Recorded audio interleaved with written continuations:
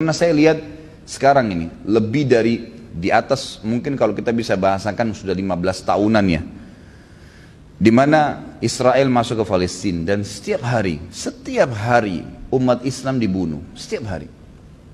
Tidak pernah lewat sehari nggak ada korban, nggak pernah. Minimal luka parah, maksimal mati 3, mati 5 tiap hari. Pernahkah kita yang hadir di sini saja tanya diri masing-masing, berdoa, sisipkan saja dalam doa, tidak usah bicara harta deh. Doa saja, dari doa kita minta panjang umur, sembuh dari penyakit, diberikan pekerjaan, berdoa, ya Allah tolong saudara kami di Palestina, berikan kemenangan. Saya yakin ikhwah akhwat sekalian, 10% saja dari umat Islam, dari 3 miliar 300 ribu orang Islam berdoa, itu hancur Israel. Semestinya begitu kita berpikir. Tapi berapa persen yang berdoa ini? Itu pun kalau berdoa kadang-kadang buru-buru, subhanallah. Sekarang umat Islam dirusak, diperangi dari dalam oleh orang Yahudi sendiri, tapi berkedok Islam. Itulah Syiah. Syiah ini orang Yahudi, teman-teman sekalian. Dibentuk oleh orang Yahudi, Abdullah bin Saba. Fakta sejarah mengatakan itu, harus yakin dengan itu. Kita punya buku-bukunya, fakta-faktanya. Abdullah bin Saba orang Yahudi, pura-pura masuk Islam. Dan di zaman Uthman bin Affan, dia menyebarkan fitnah mengatakan bahwasanya ya, Abu Bakar sama Umar sengaja mengambil khilafahnya Ali. Sama Uthman dikeluarkan, karena dia masih ngaku Islam. Dia berkedok Islam, dikeluarkan. Apa yang terjadi? Dia buat ya, tim demonstran, kemudian masuk memprotes Uthman sampai terbunuh Uthman. Buku-buku ahli sunnah semua sepakat. Ahli sunnah siapa? Yang mengikuti sunnah Nabi SAW mengatakan yang membunuh Uthman bin Affan adalah Abdullah bin Saba, si Yahudi yang pura-pura masuk Islam. Kita punya buku sejarah, ini bukan karangan saya ini. Kemudian di zaman Ali jadi khalifah, dia masuk, disebarin fitnah baru. Abu Bakar, Umar, Uthman, karena Uthman sudah mati, dia bilang juga mengambil khilafahnya Ali. Sama Ali ditangkap di depan orang-orang semua. Lalu Ali tanya, apa kau yang mengatakan kalimat itu? Bahwasanya Abu Bakar, Umar, Uthman merebut khilafah saya dan saya lebih afdal daripada mereka. Kata Abdullah bin Saba, iya, memang dia mau sebarin fitnah. Kata Ali, kau harus taubat, kalau tidak saya akan hukum kamu dengan haddul muftari, hukum cambukan bagi pendusta, 80 kali jerat. Lalu kata dia, saya tidak mau, karena saya yakin memang kamu, memang itu fitnahnya dia yang dia ingin sebarin tengah-tengah umat. Lalu yang terjadi, kata Ali, kalau kau tidak mau taubat juga saya akan kisos kamu, kau akan dibunuh karena kau menyebarkan fitnah. Semua sahabat tidak ada yang khilaf bahwasanya rentetan Abu Bakar, Umar ini paling afdal di kalangan sahabat. Sudah kita jelaskan tablik akbar yang lalu, pada saat jelaskan Abu Bakar dan Umar panjang lebar 4 jam lebih. Lalu apa yang terjadi teman-teman sekalian? Kata Ali, saya akan bunuh kamu. Dia bilang, kalau kau bunuh saya wahai Ali, kau adalah Tuhan. Sampai pada fitnah yang lebih besar, dibunuh sama Ali. Abdullah bin Saba dalam sejarah ahli sunnah dibunuh oleh Ali radhiyallahu anhu. Pemahaman Syiah, kalau orang pakai akal sehat, dia akan faham ternyata pemahaman ini bukan dari Islam.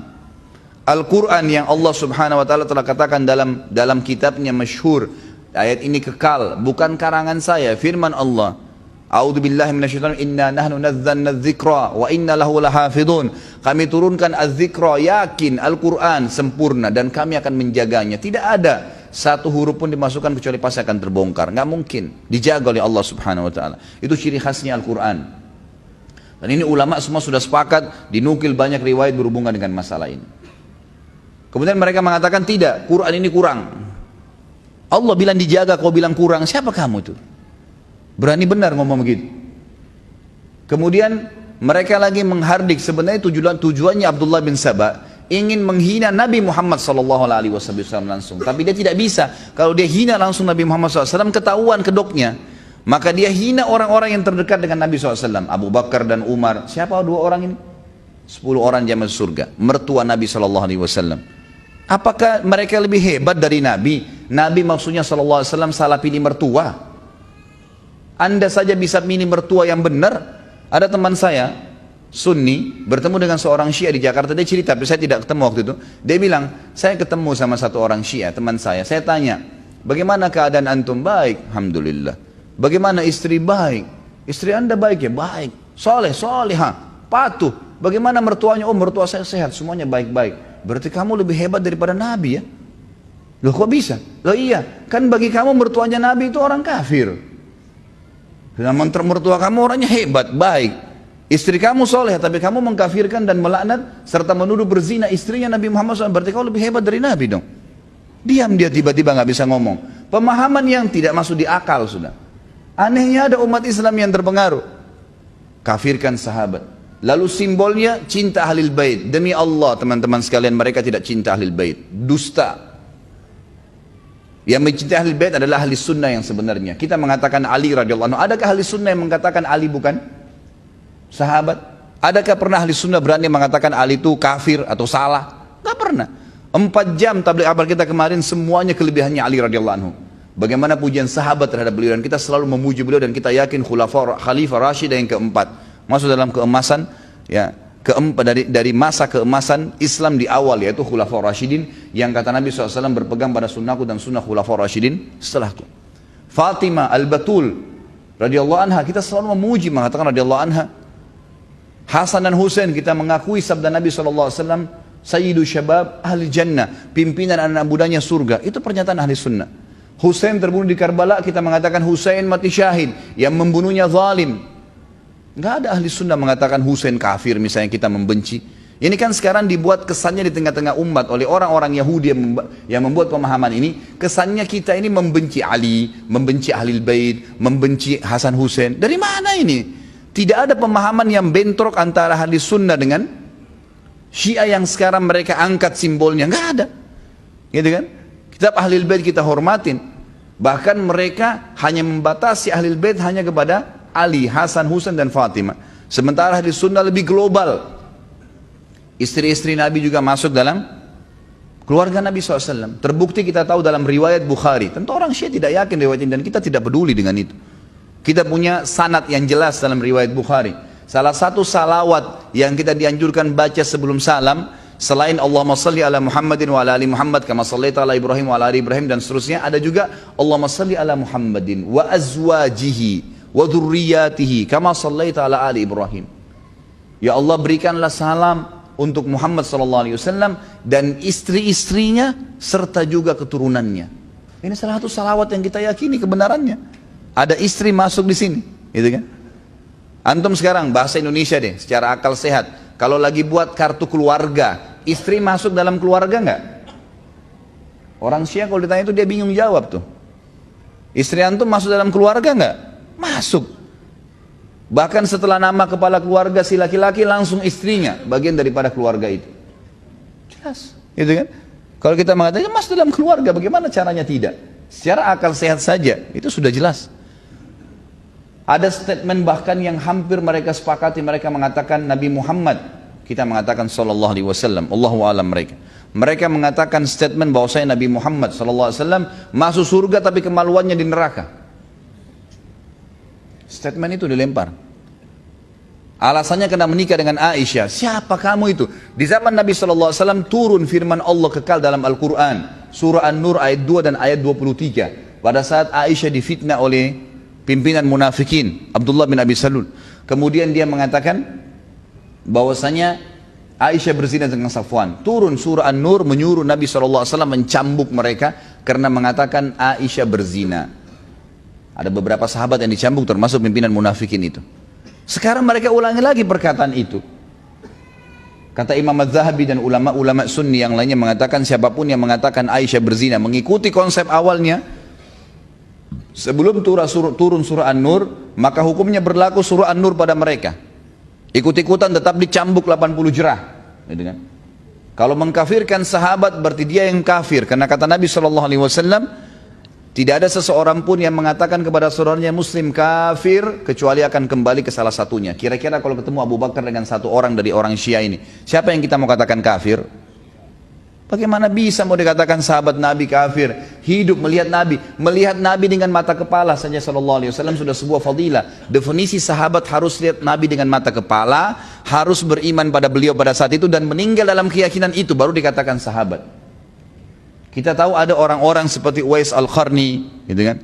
Kemudian Shuraih Al-Qadi, ada beberapa yang dikenal dengan tabi'in besar. dalam buku-buku ahli sunnah yang kita jadikan rujukan dan punya sanad yang jelas, mereka hidup di zaman Nabi SAW, beriman pada Nabi, menjadi orang soleh yang luar biasa, sampai tidak kenal kisah Uwais Al-Qarni, sampai tidak kenal kisah Syuraih Al-Qadi, yang terkenal dengan kesolehan mereka, kezuhudan mereka. Tapi karena tidak pernah lihat Nabi SAW dengan mata kepala, maka dikatakan dia kalangan tabi'in, bukan kalangan sahabat. Jadi nggak gampang itu mencapai derajat sahabat. Ini nggak dikafirkan. Kenapa? Abdullah bin Sabah tahu asas kita adalah Al-Quran. Dikatakan Al-Quran itu kurang. Asas kita menerima hukum Allah dari mana? Dari Nabi SAW. Nabi ajarkan ke siapa? Dari sahabat. Kalau sahabat dipangkas oleh mereka, maka otomatis mereka harus punya sumber lain yang sampai kepada Nabi. Dikarang-karang dari riwayat yang tidak jelas sanadnya. Jadi ini jelas pemahaman dari orang Yahudi di tengah-tengah umat Islam, yang masuk tengah umat Islam untuk memerangi kaum muslimin. Orang bodoh yang ngikutin itu. Dan ini tidak boleh didiamkan. Subhanallah, di negara-negara yang ada ahli sunnah, tidak pernah ahli sunnah membunuh satupun orang Syiah kecuali buat makar. Tidak pernah. Di Saudi mereka kalau yang berfaham Syiah dikenal dengan Houthi, itu mereka masih punya warga negara. Di Indonesia selama mereka tidak buat makar, pernah ahli sunnah ganggu Syiah? Nggak pernah. Tapi pada saat mereka memimpin, ikhwan dan akhwat sekalian, lihat di Syria 230.000 jiwa ahli sunnah dibunuh karena pemahaman Yahudi dasarnya. Memerangi umat Islam memang. Gitu kan? Di Irak mereka membunuh 150.000 jiwa termasuk Saddam Hussein yang mereka anggap selama ini memerangi mereka. Irak sekarang itu negara keduanya Iran. Kemudian mereka terakhir masuk ke Yaman, membakar tidak kurang dari 1.000 masjid dan rumah-rumah tahfidz Quran serta kampus-kampus Islam, ya, itu kemudian diganti, ditutup. Banyak yang dibunuh, banyak yang diperangi, subhanallah. Ini yang terjadi. Dan pendekatan orang-orang Syiah terakhir dengan pemerintah Yaman hampir sama dengan pendekatan orang Syiah sekarang dengan pemerintah kita. Hampir sama metodenya. Kalau pemerintah kita ini, semoga Allah berikan hidayah, tidak segera melihat, mengambil pelajaran dari Yaman, bukan mustahil terjadi hal yang sama. Mereka teman-teman sekalian masuk kepada pemerintah, presiden waktu itu nasionalis tapi ahli sunnah, didekatin, selalu ada pertemuan intens, pergantian budaya, kemudian saling memberikan bantuan dan A, B, C, T, seterusnya dikasih. Setiap pertemuan dititipin satu pesan. Kalau 100 pertemuan berarti 1.000 pesan. Satu kalimat saja sudah 1.000 kalimat, 100 kalimat kalau 100 pertemuan. Yang dimasukkan adalah ahli sunnah itu, tapi dia tidak katakan ahli sunnah. Kalau ahli sunnah kan berarti ahli sunnah. Dibuat momok yang lebih serem atau seram dianggap, perlu dijauhi, Wahabi. Ini Wahabi nih, cirinya Wahabi apa? Berjenggot, tidak isbal, sholat berjamaah di masjid, dahinya hitam. Ini orang-orang buruk atau baik dalam agama nih? Ahli sunnah, orang yang dahinya hitam karena sujud. Kalau sholat ke masjid, mereka tidak isbal karena Nabi melarang. Karena kalau tutup di bawah mata kaki masuk dalam neraka. Perempuannya berjilbab besar, bercadar, ini yang Wahabi. Diangkat sama mereka, ini lihat teroris nih. Sama konsepnya dengan Yahudi di Israel, cuma ini Yahudi berkedok Islam, gitu kan. Ini lihat nih Wahabi menakutkan, teroris, mereka radikal, mereka tidak bolehkan ini, tidak bolehkan itu dan seterusnya. Apa yang terjadi ikhwah sekalian? Pemerintah Yaman nangkap-nangkapin tuh ulama-ulamanya ahli sunnah. Setelah ditangkap-tangkapin, orang Syiah sudah merasa tidak ada lagi gangguan. Yang terjadi apa?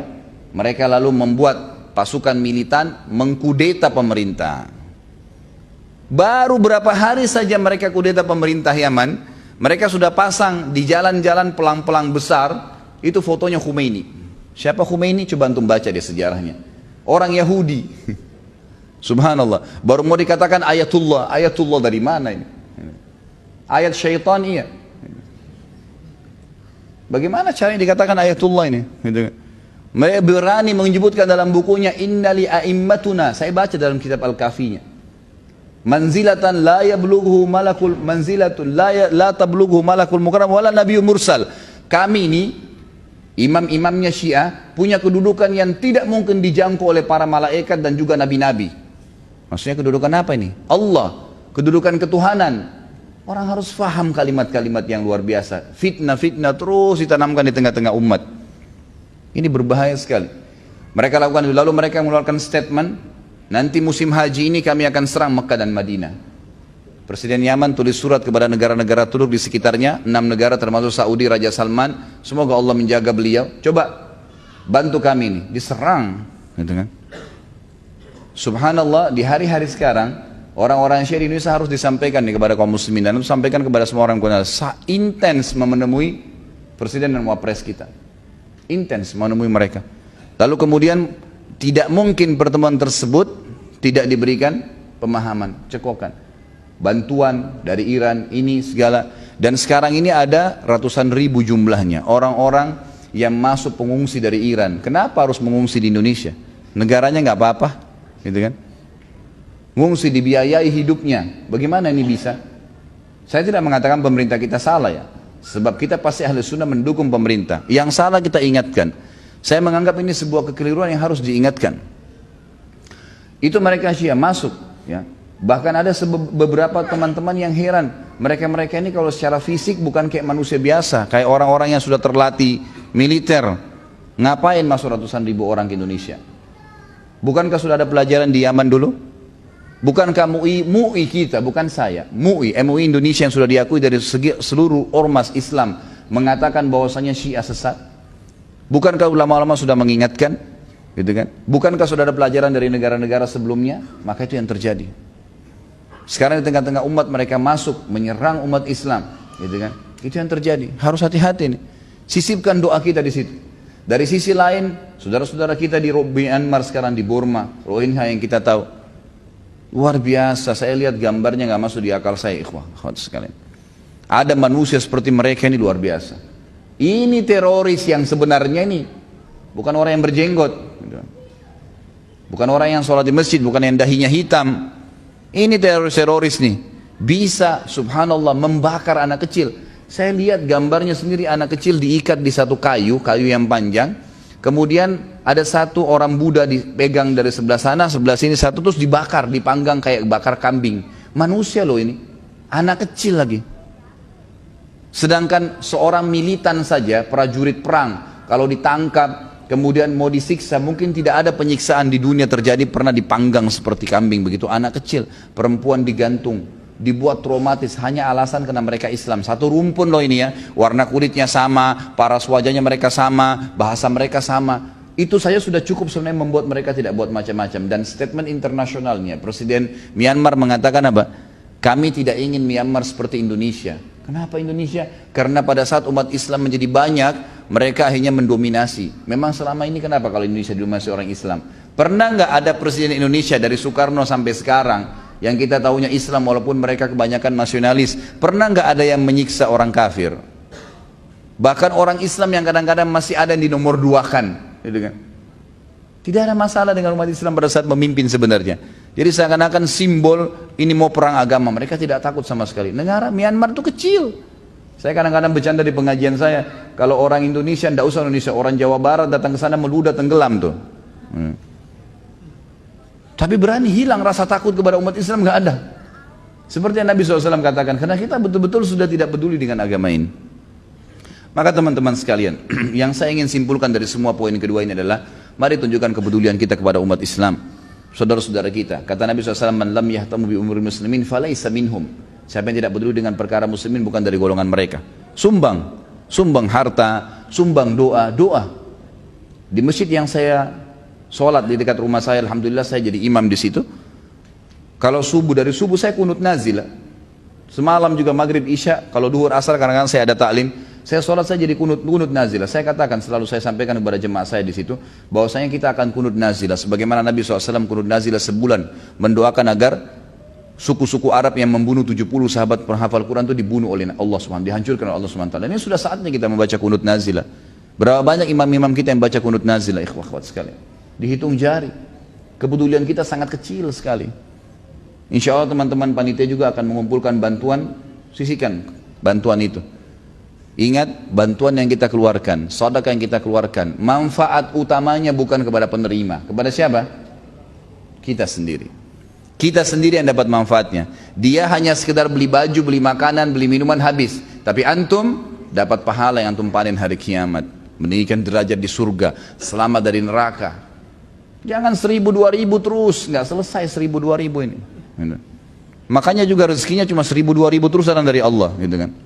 Coba keluarin yang besar dengan keyakinan. Perhatikan nanti bagaimana Talha bin Ubaidillah berinfak, luar biasa. Yang sebelumnya Abu Bakar, Umar, Uthman, Ali yang kita jelaskan.